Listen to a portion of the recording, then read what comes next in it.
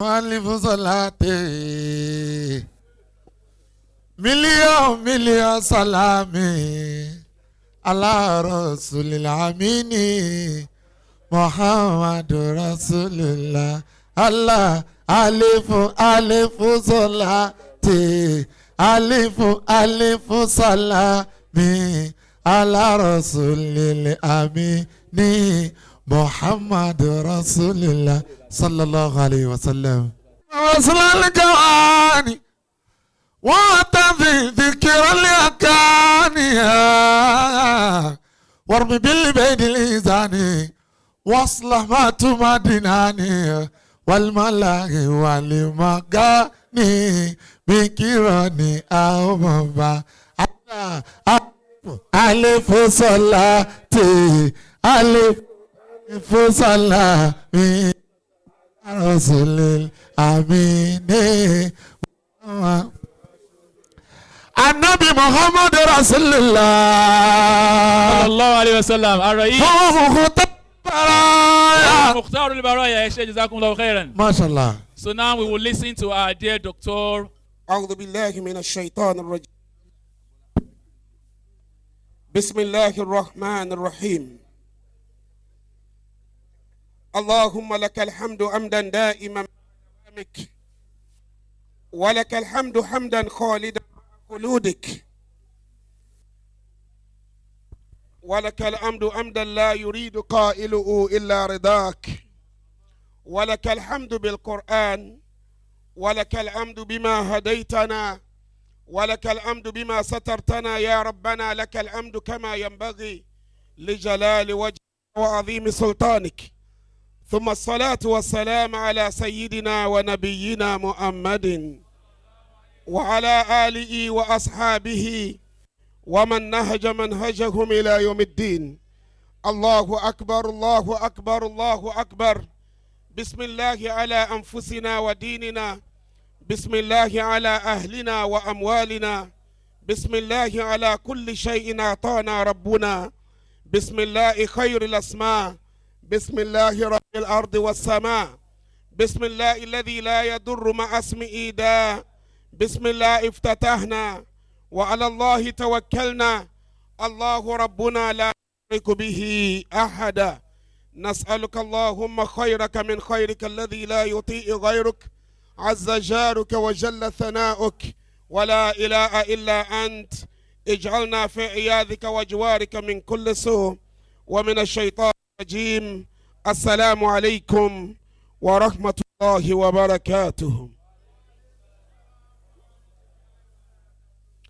We give thanks to Allah the Almighty, who has given us yet another opportunity of coming together for the fourth time to celebrate the love of Muhammad sallallahu alaihi wasallam.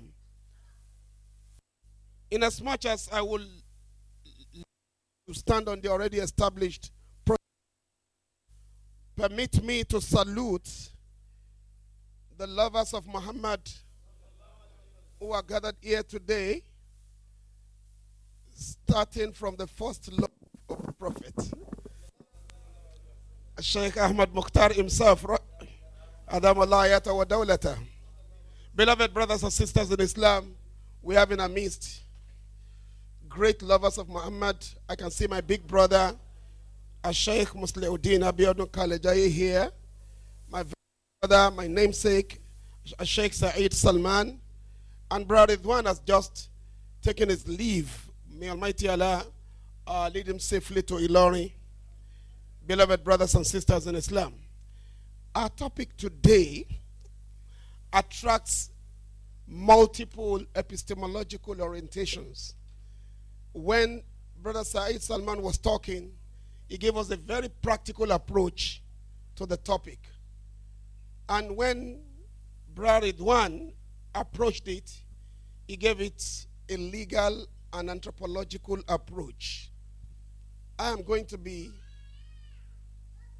partially philosophical, partially mystical, and partially practical.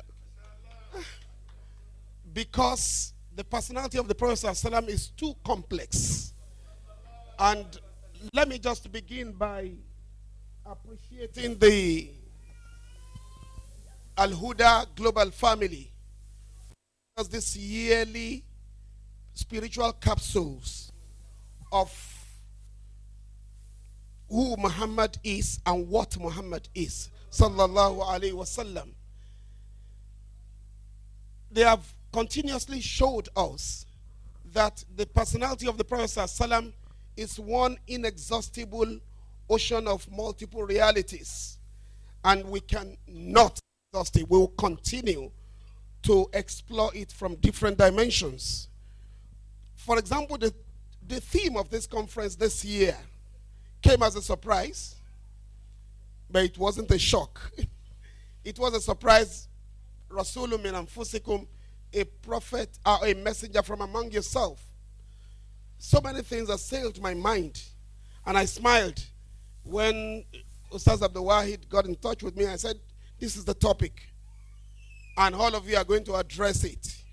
And because of the complexity of the prophetic personality, I know that we will be hearing different things from different people, because we are all approaching the same thing from different dimensions. Even if we decide to examine the same topic next year, we're not going to repeat the same thing, because that was Muhammad for you, sallallahu alaihi wasallam. You all of you will be going home, I believe, with a copy of the magazine, and all of the speeches that have been delivered here are already in the magazine. But my own tradition is I read and I talk out of the paper, because a single paper can actually picture everything one wants to say. The verse we are examining is Quran chapter 9 verse 128. Almighty Allah says, لَقَدْ جَاءَكُمْ رَسُولٌ مِّنْ أَنفُسِكُمْ. A messenger has come unto you from among yourselves. We shall attempt to approach this discourse from two dimensions, though there are several other dimensions to it. First dimension shall peep into the mystical significance of the phrase, a messenger among you, while the second dimension shall give a quasi-practical, particularistic expression to it. Representing the first dimension is the Sufi master and martyr, Mansur al-Allaj, rahimahullah. He wrote in his Kitab Tawasin on page 3, he wrote, a lamp appeared from the light of the unseen. It appeared and returned. It surpassed all the lamps. It was a ruling moon, manifesting itself radiantly among the other moons.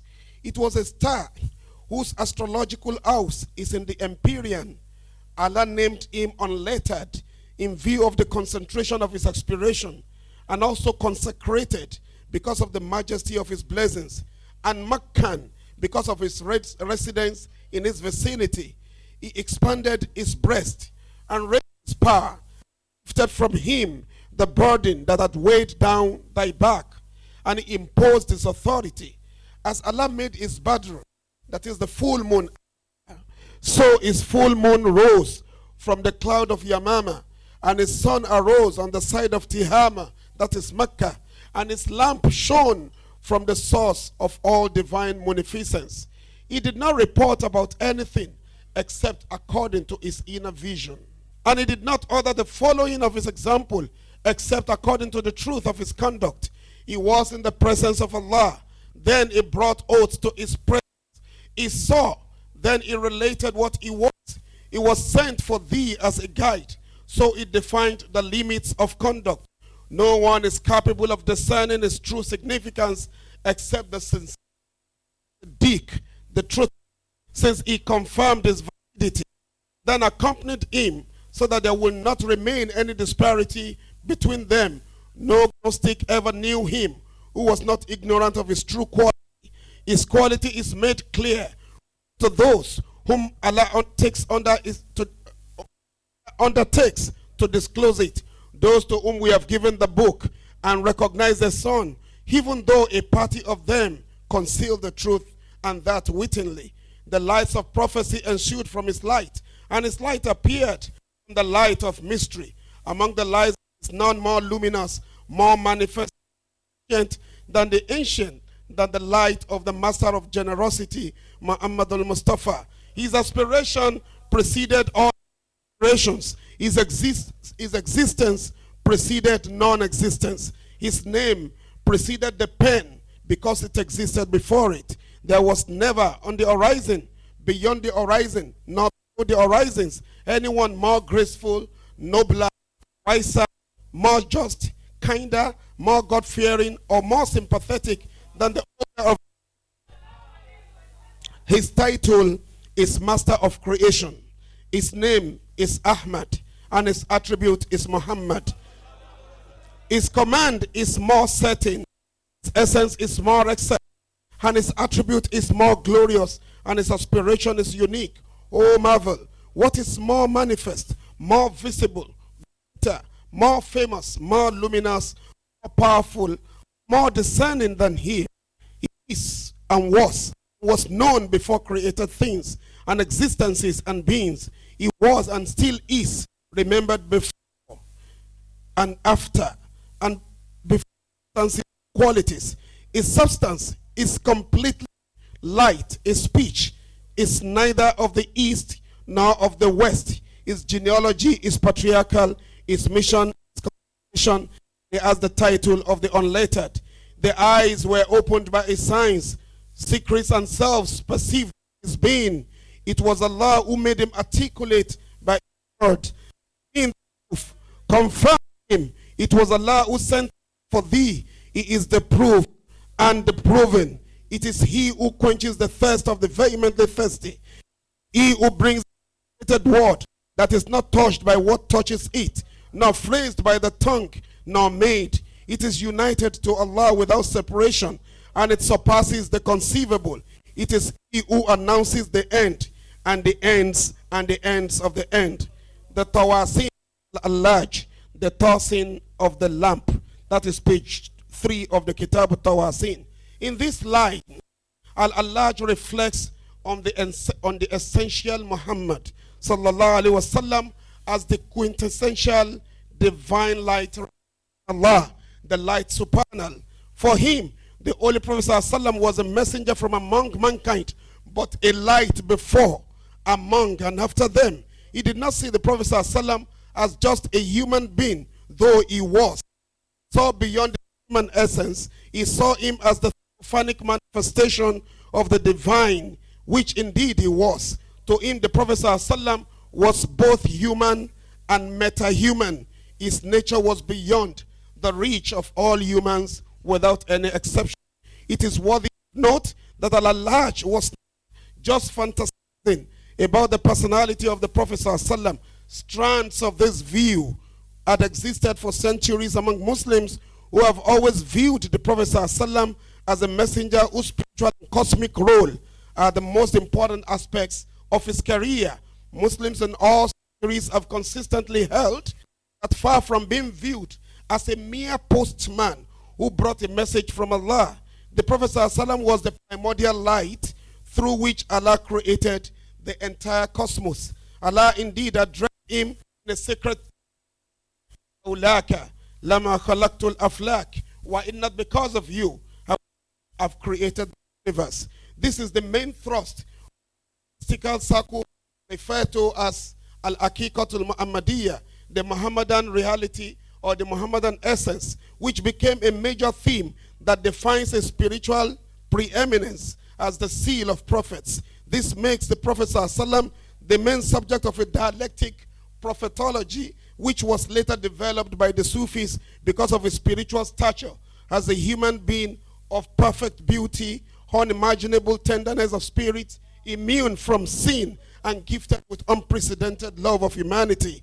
His power of intercession and the acknowledgement of his message as the final divine message, the final divine legislation further bestowed upon him Sallallahu alaihi wasallam. the realization goodness. of his mission as the culmination of spiritual excellencies that can never be surpassed. This is strengthened by authentic reports of prophetic encounters through dreams and visions, to which both mystics and ordinary average believers can attest, and which confirm the vitality of the eternal spirit of Muhammad Sallallahu alayhi wa sallam. a messenger from among yourselves, therefore connotes in the mystical tradition the greatest title of the Prophet Sallallahu Alaihi Wasallam. Since he was chosen to bear the message, he alone experienced the transfer of the authority of the owner of the message to himself. The encoder of the message is the unseen creator. The person chosen to bear his final legislation must be qualified to represent him in all ramifications. Therefore, divine attributes must radiate personality, and the celestial essence must reflect in his speech and action. He alone is able to stand in the presence of the divine being without being blasted into smithereens. Unassailable radiance of his majestic transcendental light. He alone attained the position of being a last immortal light before the creation of the universe. He alone enjoyed the status of being a last primordial conduit of intercession and forgiveness, with whose closeness to Allah a believer can be assured of divine succor. This position of the messenger of Allah sallallahu alaihi wasallam as the primordial existed with Allah in the eternal space is affirmed in a tradition adjudged by principal authorities on hadith as sahih, though currently being rejected by a section of our brothers and distorted by others. Permit me to quote directly from the Mustadrak of Al-Hakim. The messenger of Allah said, the chain of transmitters is long, from Umar bin Khattab radiallahu anhu, who said that the messenger of Allah said, when Adam erred, Adam alayhi salam, when he committed the mistake, لما اقترف الآدم الخطيئة دعا ربه ربي إني أسألك بأك محمد إلا صلى الله عليه وسلم. I ask you, oh my Lord, I ask you about I beseech you by the status of Muhammad that you forgive me. And Allah told him, Ya Adam, كيف عرفت محمدا ولم أخلقه? How did you know Muhammad when I have not created him? And he said, Ya Rabbi, he said, my Lord, when you created me, وَنَفَخْتَ فِيَّ مِنْ رُوحِكَ, and you breathed your breath of glory into me, فَأْتُ رَأْسِي, I raised my head, وَرَأَيْتُ مَكْتُوبًا عَلَى كَوَائِرِ عَرْشِكَ, and I saw written on the poles, on the pillars of your throne, Rosulullah sallallahu alayhi wa sallam. فعرفت أنك لم تضف إلى نفسك إلا أحب الخلق, and I know that you not attached to your name except the most beloved person to you. And Allah replied, Adam, Sadaqta ya Adam, sallallahu alayhi wa sallam. You have spoken the truth, O Adam. Innahu la habbul khalqi ilayya. Sallallahu alayhi wa sallam. The best, he is the dearest, the most beloved of my creation. Unto me is alni bi akihi. Ask me by his position, by his state, my presence. For inni qad ghafartu lak, I forgive you. This hadith is reported by several scholars. Ibn Kathir in Al-Bidayah wa Nihaya, volume 1, page 180, and Al-Haythami said that reported it in Al-Awsat, Al-Zawahid, volume 8, page 253, Al-Imam Al-Subki in Shifa Al-Siqam, fi Ziyarat Khair Al-Anam, and Siraj Al-Balqini, and Jalaluddin Suyuti in Al-Khasa'is Al-Kubra, and Az-Zurqani in Sharh Al-Mawahib Al-Aduniyya. They were all unanimous about its authenticity. This narration alone sums up the spirituality of Muhammad sallallahu alaihi wasallam. It establishes his unique position as the messenger of Allah, whose position, though not divine, is beyond the ken of human understanding. One whose authority is directly endorsed by Allah himself. He says, whatever the messenger gives you, whatever the messenger gives you, uphold it, and whatever he forbids you, abstain from it. Quran chapter 59 verse 7. Similarly, in the Prophet ﷺ is the theophany of Allah's majestic presence. What He does is what Allah will do at He being physically present. Allah says, إِنَّ الَّذِينَ يُبَايِعُونَكَ إِنَّمَا يُبَايِعُونَ اللَّهَ يَدُ اللَّهِ فَوْقَ أَيْدِيهِمْ. Those who pledge allegiance to you, Muhammad sallallahu alaihi wasallam, they are pledging allegiance to Allah and Muhammad sallallahu alaihi wasallam. Yadullah fawqa aydihim. Allah's hand is above their hands. It was the Prophet sallallahu alaihi wasallam who placed his hand over their hands. But Allah Sallallahu alaihi wasallam. because he was a theophany of the divine attributes. He was not Allah, and he will never be Allah, but he was Allah's primordial light. In traditions, there are so many explanations about the mystical positions, but the highest position and will always be attributed to the Prophet sallallahu alaihi wasallam. Basically, as Mirza Bashir Mahmud Hamad gave us a certain clarification. He said there are 7 stages of spiritual development.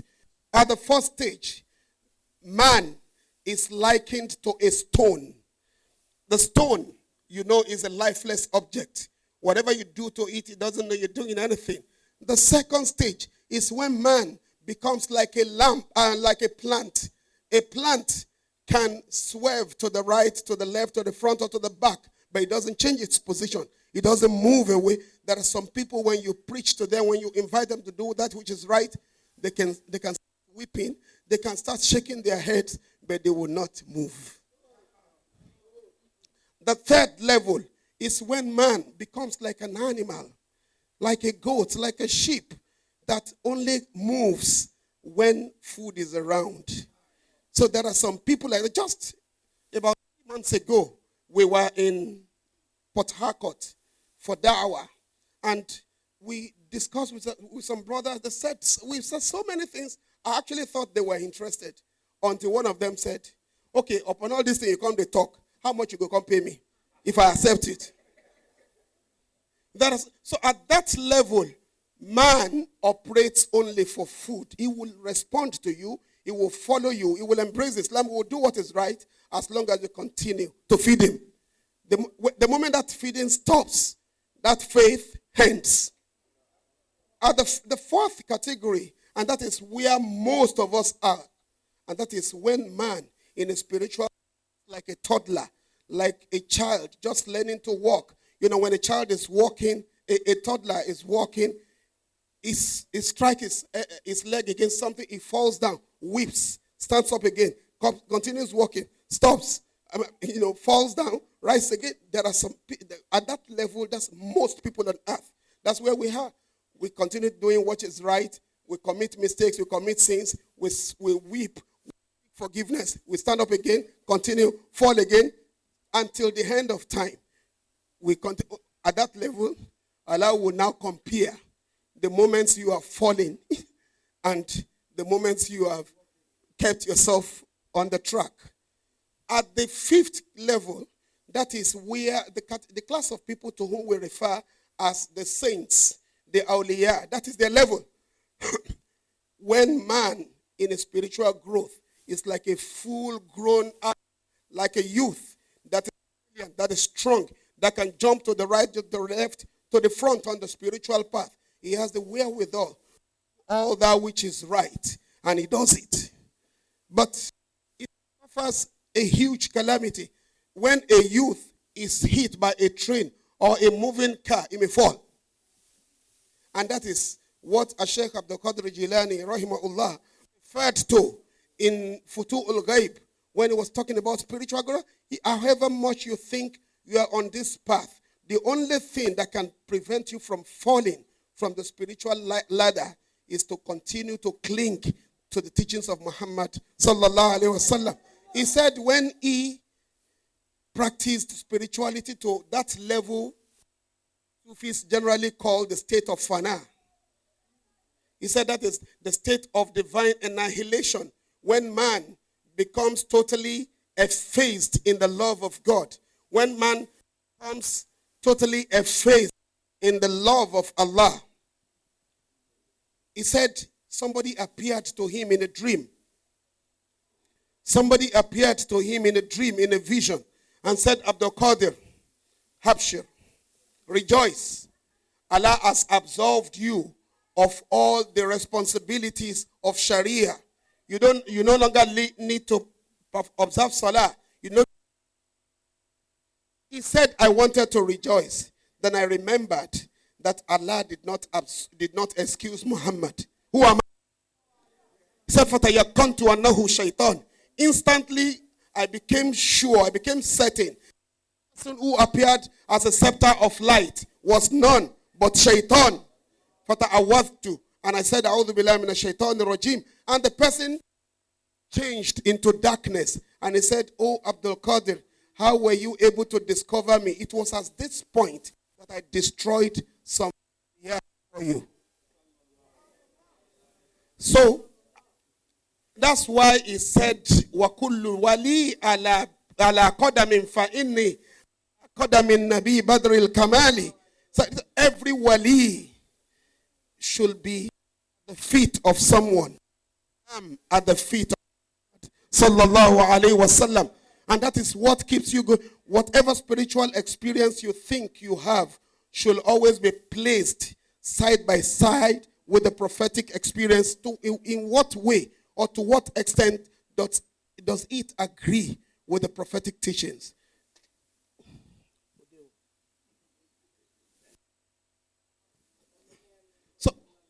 So that's the fifth level. Then, after the fifth level, man becomes, the sixth level of spiritual growth is when man becomes like the angels. And that is the state of all the prophets that came before the Prophet ﷺ. They developed the angelic attributes of La Ya'suna Allah ma amarahum wa yaf'aluna ma yu'marun. Whatever. They become zombies of Allah. They do not disobey Allah because Allah has given them the isma. He has given them the isma, that immunity for committing sins. Allah has given them that immunity. And that's why whatever you read in any scripture attributing negativities, attributing weaknesses or frailties to the messengers of Allah, you know these are false attributes. All of the messengers of Allah, all by Allah, all of them were pure in the sight of Allah. They were human beings, but Allah had given them immunity against all the major sins. That's the sixth level. But the sixth level is when man becomes spark of the divine light. And that state had been reserved for only one person, one personality whose essence resided with Allah before the time of creation. And that was Muhammad sallallahu alaihi wasallam. And that is the reason why even during the Mi'raj experience, the Prophet sallam was able to advance beyond a point where Angel Jibril was not allowed to advance. Because it was Muhammad. There was none like him before him, and none will ever be like him after him. That's the first dimension. The second dimension is by my own spiritual preceptor, Mirza Ghulam Ahmad of Qadian. He said, and peace, in his book, Najmul Huda, he said, peace and blessings of Allah be upon his unlettered prophet, who bears the names of Muhammad and Ahmad. These were the two names first presented to Adam when in the beginning the names of all things were introduced to him, because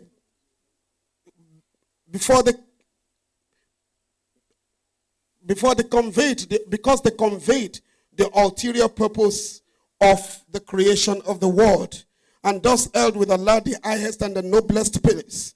So by virtue of bearing these names, the Holy Prophet Muhammad ﷺ enjoys a preeminence over all. He was the recipient of the highest form of prophetic knowledge and was versed divine revelations in their fullness and completeness. He was gifted with the closest insight into divine secrets and was endowed with all the blessings bestowed upon preceding and succeeding generations. It was for these reasons that he received the title of the Seal of Prophets. He was sent with a message alike for the white and the black, and was chosen to cure the blind, the deaf, and the mute. He was endowed with divine blessings in a measure the like of which was not witnessed in any previous prophet or apostle. It was by the operation of his direct providence that Allah endowed him with knowledge, understanding, insight, purity, and sense of propriety, and designated him as one of his elect. It therefore became incumbent upon the Holy Prophet Muhammad SAW to extol the Lord, who himself has provided for his wants. Let me sum it up. This was the reason why none of the previous apostles or prophets ever received the name Ahmad, which means the greatest praiser of Allah. None of them had celebrated the unity and glory of Allah to the same extent as did the Holy Prophet Muhammad SAW.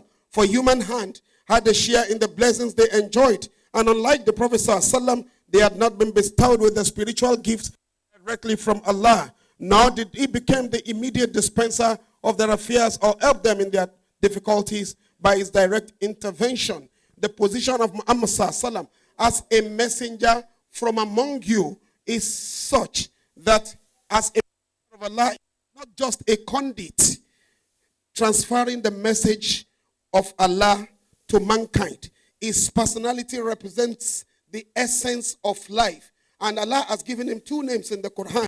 He has called him Ahmad. He has called him. In these two names, he has hidden the secret of existence, the secret of your day-to-day experience in life. What is our experience in life? The Prophet said, Al-Yawmu Yawmani. There are 2 days in the life of man. A day for you and a day against you. The day good things, the day things seems to work against you.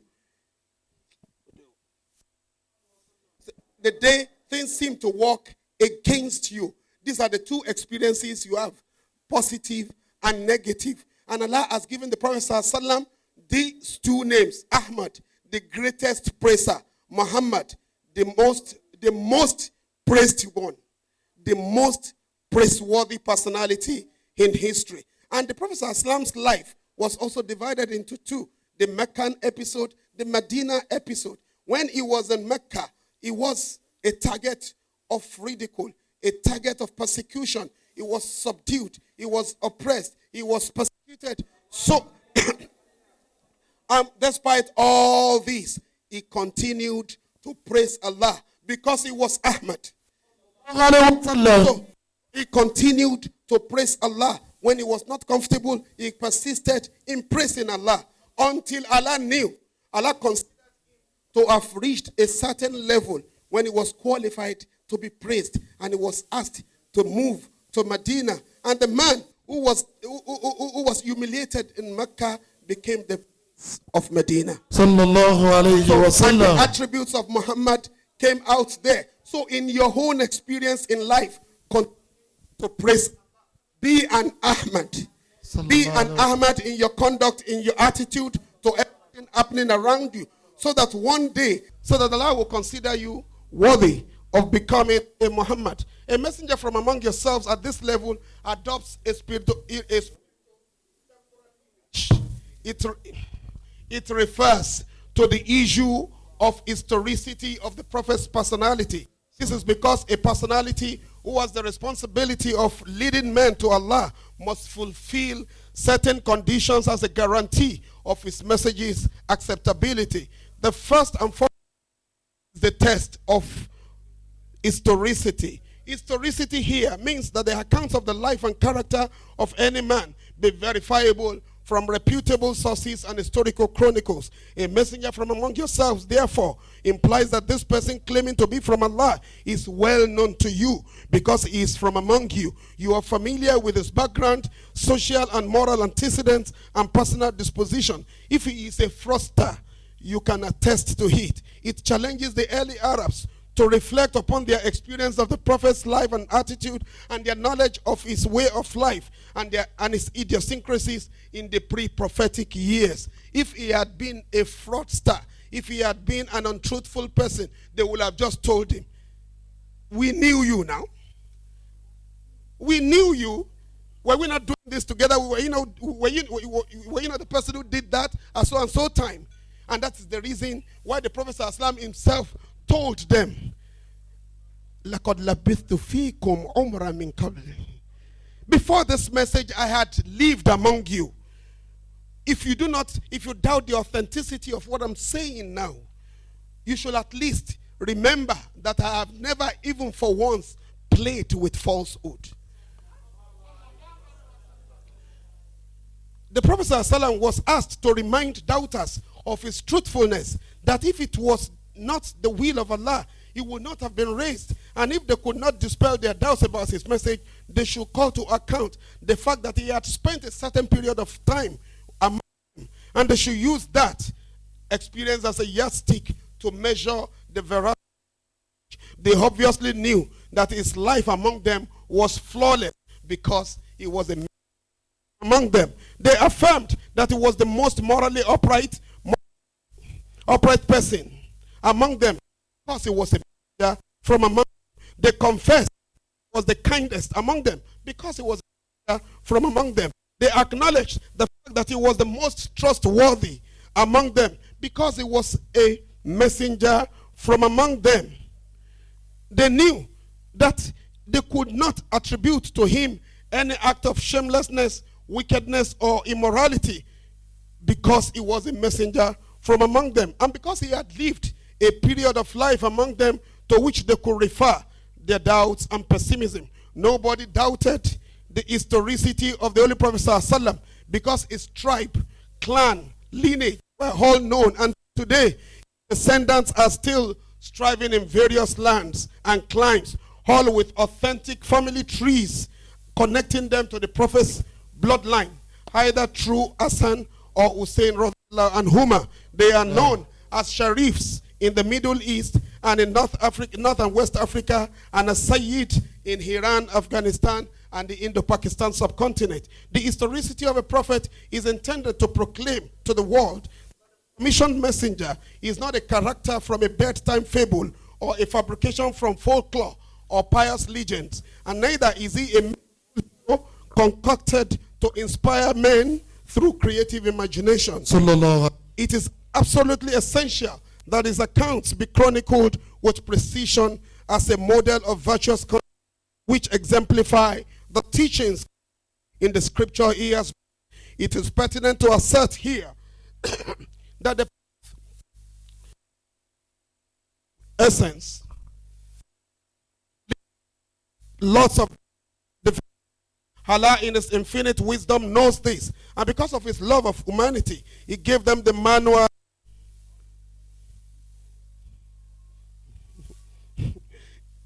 Okay, give me. No, let me not commit myself. Finally. So let me. So finally, finally, the Prophet ﷺ, because he was a messenger from among them, there are two qualities we should underline. Because he was from among them, they knew him. And because he was from among them, he also knew them. He knew their challenges. He knew their problems. He knew what was good for them. So just as they knew him, they could talk about him. Some of them knew his parents. Some of them knew him when he was growing up. They could talk to him, and they could talk about him if indeed he had a stain in his life. So the Prophet ﷺ was, Allah says, he was a messenger from among them because he was challenging the Arab society of that time and any other personality in the future. If those who knew him and his history could not find fault with his personality, you can't just wake up in the 21st century and say Muhammad ﷺ was this or was that. And the Prophet ﷺ delivered his message as Allah commanded him. He did not stop there. He did not just teach them for that period. He foretold so many things that are happening today, things that will happen in the future. For example, the Prophet ﷺ said, إِذَا كَثُرَ الزِّنَا بَعْدِي كَثُرَ مَوْتُ الْفُجْأَةِ. When adultery becomes rampant after me, sudden death will become rampant. وَإِذَا تُفِّفَ فِي الْمِكْيَالِ أَخَذَهُمُ اللَّهُ بِالسِّنِينَ وَالنَّقْصِ. When we start becoming treacherous in using measure, when we defraud ourselves in measure, أَخَذَهُمُ اللَّهُ بِالسِّنِينَ وَالنَّقْصِ. Allah will let economic problems and famine assail us. وَإِذَا مَنَعُوا الزَّكَاةَ. And when they refuse to pay zakah, منعت الأرض بركاتها من الثمار والنبات. The earth will refuse to bring forth its blessings. من الثمار, fruits, plants, nabat, والمعادن, and mineral resources. The Prophet ﷺ went ahead. وَإِذَا جَارُوا فِي الْحُكْمِ. When they become tyrannical in governance, تَعَاوَنُوا عَلَى الظُّلْمِ وَالْعُدْوَانِ. You see them uniting over injustice and hostility. وَإِذَا لَمْ يَأْمُرُوا بِالْمَعْرُوفِ. This affects all of us who are preachers. وَإِذَا لَمْ يَأْمُرُوا بِالْمَعْرُوفِ وَلَمْ يَنْهَوْا عَنِ الْمُنْكَرِ. When those who are supposed to teach, the imams, the asatidha, the scholars, when وَإِذَا لَمْ يَأْمُرُوا بِالْمَعْرُوفِ, when they do not command what is good, وَلَمْ يَنْهَوْا عَنِ الْمُنْكَرِ, and they do not forbid what is bad, سَلَّطَ اللَّهُ عَلَيْهِمْ أَشْرَارَهُمْ, will impose upon them the worst among them. وَيَدْعُوا إِنْدَ ذَلِكَ خِيَارُهُمْ وَلَا يَسْتَجَابُ لَهُمْ. And at that time, the righteous ones among them will pray and Allah will not accept it. Subhanallah. So, describing the Prophet ﷺ. Finally, number 2, and that's the final. Adam Allah. My scepter said, describing the Prophet ﷺ, he said, Ya lal fata ma usnuhu wa jamaluhu rayahu yusbil qalba karrayhani. What a youth, how beautiful and comely is his countenance. Rayahu yusbil qalba karrayhani. And the fragrance of his enthralls the earth like sweet smelling plants. Waj'ul mu'aymin dhahirun fi wajhihi wa shu'unuhu lama'at bihadha sha'ni. The face of the guardian Lord manifests in his face, and his features radiates this fact. Suju'un karimun badhilun khillu tuqa khirkun wafaqa tawa'if al-fityan. Accessible, noble, generous, friendly, and peerless. He has transcended the level of all valiant youth. Faqal wara bikamalihi wa jamalihi wa jalalihi wa jananihi rayyani. He excelled all mankind in his perfection, excellence, glory, and beauty of soul. La shakka anna Muhammadan khayrul wara raykul kirami wa nukhbatul a'yani. No doubt Muhammad sallallahu is the best of mankind. Raykul kiram wa nukhbatul a'yan is the peak among the generous, among the honorable ones. Wa nukhbatul a'yan, and the choicest among the choicest. Tammat alayhi sifatu kulli maziyatin khutimat bihi na'mahu kulli zamani. All perfections of all righteous person, all the pious people in history, all their perfection, all their qualities found perfection in Muhammad sallallahu alaihi wasallam. Khutimat bihi na'mahu kulli zamani. And